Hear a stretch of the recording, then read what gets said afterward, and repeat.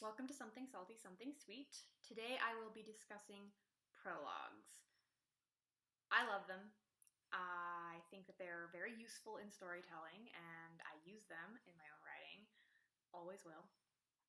But there's this trend as of late in both reading and writing circles and even some agents who are just super down on prologues. They think they're boring and bad and they shouldn't be in writing and they make stories worse and you shouldn't use them.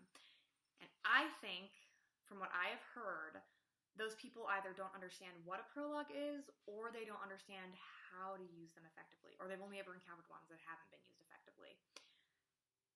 As an analogy, sometimes people will talk about commas and they're like, oh, that person overuses commas, by which they actually mean that person misuses commas. Simply having a lot of commas is not wrong, is not bad writing, if you use them in the grammatically, syntactically, whatever, correct spot. The problem is that a lot of people who don't know how to use commas throw them all over the place, and that is a problem. But that's not overusing commas, or too many commas, I guess is what people say, too many commas. That's not too many, it's just wrong. You might have too few, you might have too many. If they're wrong, they're wrong. But if you have a ton, but they're all correct, that's okay. Similarly with prologues, you can misuse them, but that doesn't mean that all prologues are bad. Okay, I have two statements that people usually say. The two things, critiques of prologues, is people say that they're just boring info dumps, which I'll get to in a moment, or just get to the story already, or oh, I don't like them because they have nothing to do with the story. Okay, again, you don't understand what a prologue is. So the first one is easy to debunk, boring info dumps. I have never personally encountered a prologue that is just a boring info dump. I've encountered plenty of chapter ones that are a boring info dump, but not prologues. I'm sure that there are. I'm sure that in lots of books there is just a prologue that's just like, bleh. Okay, fine. But that is not a requirement. Those two things are not synonymous. I even talked to somebody and I was like, do you not like prologues or do you not like info dumps? Like, here's an example of ones that aren't info dumps. And they're like, oh, I guess I just don't like info dumps. And I'm like, okay, that's fine. But don't assume that all prologues are info dumps. It's a really weird assumption to make. And then the other one, get to the story or nothing to do with the story. It bothers me. Okay, of course, I think that readers absolutely have the right to critique a story and what's in a story and to say, this is dumb or has anything. But like when you just open a book, like if you just open a book, page 1, you don't know what the story is yet. You have no idea if that prologue has to do with the story or not. You don't know. Like there's people who actually skip prologues and I'm like, please don't skip prologues. Like that is part of the story, you person. Yeah. Please don't skip them. You are not the writer. You don't know what the story's about yet or what's going to be relevant and what isn't. That would be like if you were reading a mystery and you're like, oh my gosh, like all these clues have nothing to do with like the thing at the end. And at the end, like shocker, they're all super important. Like you don't know. You're not writing it. So just sit tight, hold on, and after the book, you can decide whether or not if that prologue had nothing to do with the story. So, before I get onto the something sweet part, we're still in the something salty part, because I'm very salty about this. Like, things that people say have no meaning. Let's talk about books versus movies. And this is like a little side rant, where I feel like so many things that people say about writing, or about what makes a book confusing or boring or whatever, shows that they have very little confidence in readers. Because if these things that they say not to do were in a movie, no one would have a problem with it. So I'm going to give you an example, many examples, of movies or TV shows that have prologues. And of course they're not called prologues. It doesn't say prologue on the screen. It's a different medium. You don't usually have chapter titles for, well, sometimes you do. But if you hear little jingly noises, by the way, those are my 2 kittens down there. Anyway. Okay. Any TV show that you have where you have that little opening scene before the credits, or before the theme song, I guess, that's a prologue. The most useful, sitcoms is usually just like a little short scene, like a gag, okay. I would say the best way of thinking of this like synonymously to books would be in crime TV. So CSI, you have, the person gets murdered, it flashes to the CSIs investigating it, one of them says a one-liner or a pun, and then the music plays. Or in criminal intent, Law and Order Criminal Intent, you have all these different scenes of, people you don't even know who they are. You're like, who are these people? Why are they connected? Like, you know that they're connected because you've seen this show before, and you're like, what's going on? What's going on? And then a crime happens, and then the music plays. Those are part of the story. They're not info dumps because they barely give you any info, but they are setting up the crime. Which, again, I've seen prologues where it's like, here's the crime, okay, and then you have to deal with it. That's a super effective way to use a prologue. You're basically saying, like, yeah, no, this person, you don't get to meet them because they're probably dead by the time that you encounter them in the main story, but that is the plot. That is the thing you're trying to solve. Right there. Another example of this, not in movies, but in games, actually, Phoenix Wright, if you don't know what they are, this amazing game series about lawyers and you solve crimes, and it's ridiculous and beautiful. Every single case in those games, it starts off with a little, very, like, dramatized little still images of the crime happening. A gunshot, there's blood, there's this person, you don't know what's going on. It's deliberately meant to be disorienting. You're not sure what it is yet because it's a mystery that you're solving. So again, if you have a book and you have a prologue, you can do that. You're like, here's something that you don't know quite what the heck is going on yet. You're not supposed to. That's the point. You're supposed to solve the crime. Okay? Again, if you trust the random viewer of crime dramas on TV to be able to handle this, why do you think people who read books can't? Okay, another different take, endgame. Because I know another critique that people have, they don't really vocalize it as much, is that, like, they don't like when prologues are very different in time, like, 300 years ago, whatever, and they're like, oh, get to the story already, and it's like, you don't know what the story is, okay? So, Endgame. Avengers Endgame. Spoilers if you haven't seen it, but, like, I feel like there's a statute of limitations on these things. I guess skip ahead like a minute. We all know how that movie begins. It begins with Hawkeye's family, and you're like, okay, it's horrible and sad, but you know what's going on, okay. And then I forget if the opening title comes up first or after, but then we have everyone gets in a ship and they fly off to the planet where Thanos is to kill him, and they do kill him, and then you're like, but there's no Infinity Stones, so we can't fix anything. And then you have, like, 2 years later. All of that stuff that happened before the 2 years later is a prologue. And yeah, it's completely different in time from the rest of the movie, but it sets up the movie. Yeah. Where was I going with this? So yeah, you don't know where the story is going. You don't know what's relevant and what's not. Maybe an event 300 years ago was relevant. I'll say, spoiler alert, my second book, the prologue starts, actually every single prologue has a timestamp on it. Like, the first one is like 6 months ago, and then the second one, because again, it's the inciting incident. That's the other thing that I don't get about people, is they're like, it has nothing to do with the story. And I'm like, it's literally the inciting incident. Like, there's no rules about what goes in a prologue. There are no rules. So in this one, it's the inciting incident of the entire book is the thing that happens to make Bostwick go to the Goblin Realm happens in the prologue. And then in the second one, boop boop, it's like 260 years ago, and you're like, gosh, that seems not relevant to the story. And it's like, actually, it's like super duper relevant and part of the story, and multiple chapters happen during that time period because this person is super duper old. It is part of the story. And then this one is the only one where it's just like a few minutes before dawn, where it's not super disconnected from the story, but it's that little scene that sets everything up. Which is, again, once I talk about prologue, and the whole thing's about prologues, but they're gonna live on the floor. Anyway, okay. Finally, people talk about getting back to the info dumping is there is critique of like whether or not you should use heavy narration, and even some people get on films for this. They're like, oh, like CinemaSins is always like, oh, narration, which is a silly thing to critique because narration can be good. I submit like a lot of Disney movies do narration really, really well and very uniquely. So Tangled has it where it starts with Eugene being like, this is the story of the day I died. But don't worry, it's a fun story. So it immediately gets you like, this is a fairy tale, but it's also different and funny.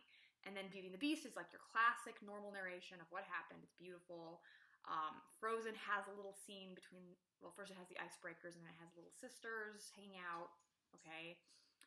And then there was one other, Aladdin. You have the whole Arabian Nights set up, and you have like the weird merchant in the bazaar, like giving you the thing. And again, that sets up character. All of those are technically info dumps, but the way they're used is to set up the setting, the character, the tone. The only one that I would say probably couldn't be in a book, maybe, would be Beauty and the Beast, although I could see a really skilled writer being able to do it well. But in Frozen, you set up the two characters, their relationship, and why they're separated. Even though I hate that movie, it's a good set. It's not a good setup, but it's a well-done setup. Tangled immediately sets the tone, and then he goes on to explain the backstory. And again, it's a character explaining it. Like, it is an actual first-person point of view, not just a random narrator. And then in Aladdin, it technically is a first-person point of view. They never really return to that character, but, like, I think he's voiced by Robin Williams, so I feel like we're supposed to assume he's the genie. I don't know. But again, if you were writing a book, you could do something with that. Like, who is this merchant, and why is he telling the story? Or maybe it's just a framing device reminiscent of 1,000 Arabian Nights, because, like, that's the point. It's like, this is the setting. This is an homage to this kind of story. Okay. So, I hope that you can see that in film, no one has a problem with this. Everyone can, like, put on their big boy panties and just watch and be like, oh, prologues, okay, no one cares. Okay, that being said, let's get back onto the sweet part. End of mini rant. What is a prologue? It's literally like the little chunk of story that comes before the rest of the story. It is part of the main story, but I do submit it's kind of set off. Again, think of it as that thing before the opening title or the opening credits play. It's a little bit set off from the rest of the story. And you can use that in different ways. You can use that as just like literally the opening scene. Another critique that I've heard is that like they're too long, and I'm like, I've never encountered like a super long prologue. Like, prologues are almost always shorter than normal chapters, but moving on. It's set off from the rest of the story for whatever reason you want. It can be a little tiny opening scene. It can be characters we've never met before and maybe we'll never meet again. That's okay. It can be really like shocking and meant to show like this is like crazy. It can actually start in not the future. Like, it can start in the present, and then the first chapter can go back to the past. Or it can actually set the stage and be kind of narration. So I'm going to give you lots of examples because I like prologues. So, the first, to dispel any kind of like nonsense about them being boring or whatever, or not associated with the story, is the prologue of Death in the City of Light, which I did a rant review about it like a billion years ago, I think when I first started this channel. That's the one where technically it's not a prologue, technically it's a preface because it's nonfiction, but if it was a fiction book, it would be chef's kiss of a prologue. That's the one where the prologue, technically a preface because it's nonfiction, it begins where it's Nazi-occupied Paris. There's a building that might be on fire. I don't know. The police are called. They go in. It's not on fire, but there's two bodies burning in the furnace. And as they investigate, they discover this room that might be a torture chamber. And they discover a pit full of lye and full of bodies. And the person who owns all of this is claiming to be a member of the French resistance. And that's your prologue. Okay, I mean, you don't... Yeah, oh, it's a boring info dump. It is not, my friends. And then, in fact, chapter 1 takes a step back Chapter 1 is like, okay, let's talk about Nazi-occupied Paris. Let's talk about the guy who owns the house. Like, okay, Chapter 1, I mean, most nonfiction is info dump, but chapter 1 could be called an info dump. But the prologue is like, holy cow, this is the situation. Here's what the book is about. It's perfect. Anyone who thinks that prologues are boring or bad or shouldn't be used, I'm like, read the book. Okay. Another example, different example. Six of Crows has a prologue where you meet two characters and then never encounter them again. All the rest of the book is like close third point of view from the 6 different main characters. The prologue, nothing to do with the rest of the book. But it's great because it basically introduces the fact that there's this drug where if it's taken by magic users, it crazily enhances their abilities, but it wreaks havoc on their bodies horribly. And people want it, and people are willing to kill for it. So that is the premise of the book. Like, that's what the people are breaking into this fortress to get. It has everything to do with the story. Don't say, oh, get to the story already. I'm like, this is the story. This is the story. The author is choosing to frame it in this way for a reason. It gets you immediately hooked. If you weren't already hooked from the premise. I'll talk about that book next week. It's a great book. Anyway, that is a good prologue.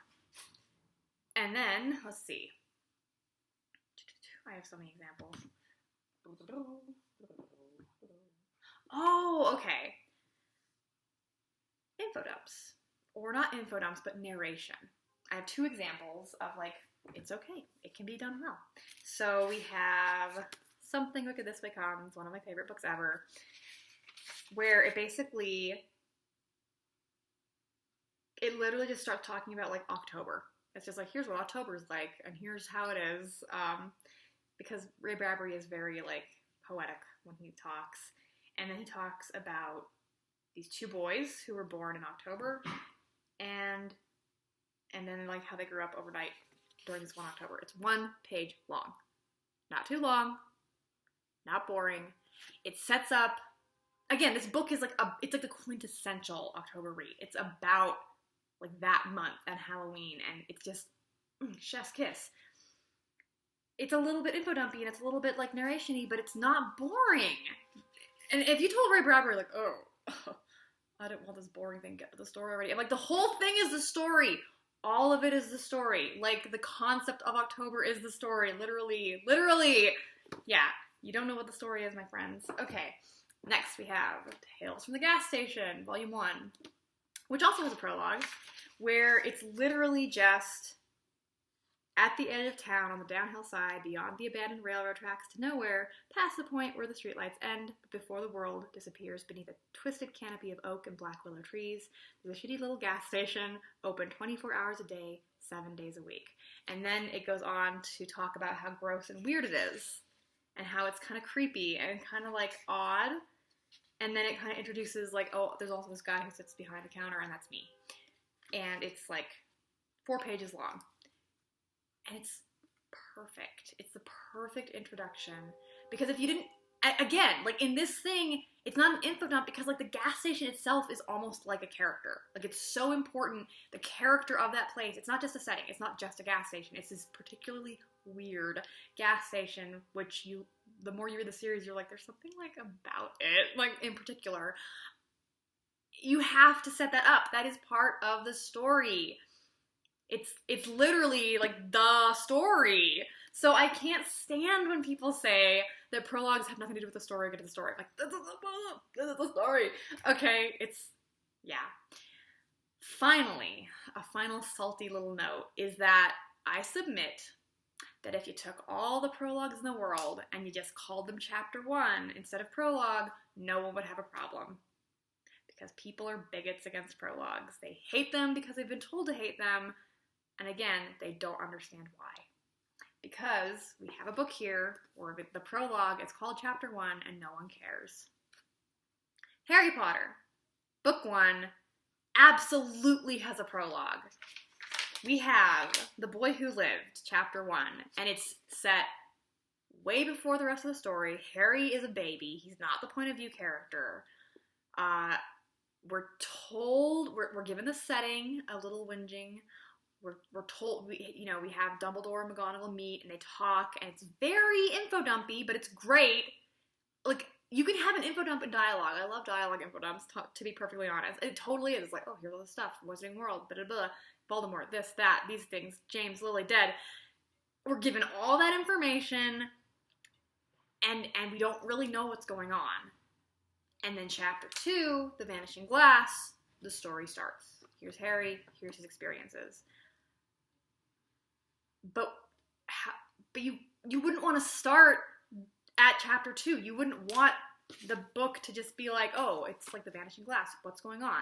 You need all that stuff in chapter 1. But all that stuff I just described is like a quintessential thing that would be in a prologue. In the movie, I think they actually did put all that, and then they have the, like, Harry Potter cloudy music. It's a prologue, even though it's not called a prologue. And that's the thing that bothers me so much is, again, you could literally just call it prologue chapter 1 and no one would care. But as long as it serves that purpose, that little set-off chunk from the rest of the story, I support calling it a prologue because there's nothing wrong with that. They have a purpose. It's good storytelling. Don't let anyone tell you otherwise. I love them. So that has been something salty, something sweet. I hope that you maybe will appreciate prologues a little more or maybe use them in your own writing. I love them. Bye.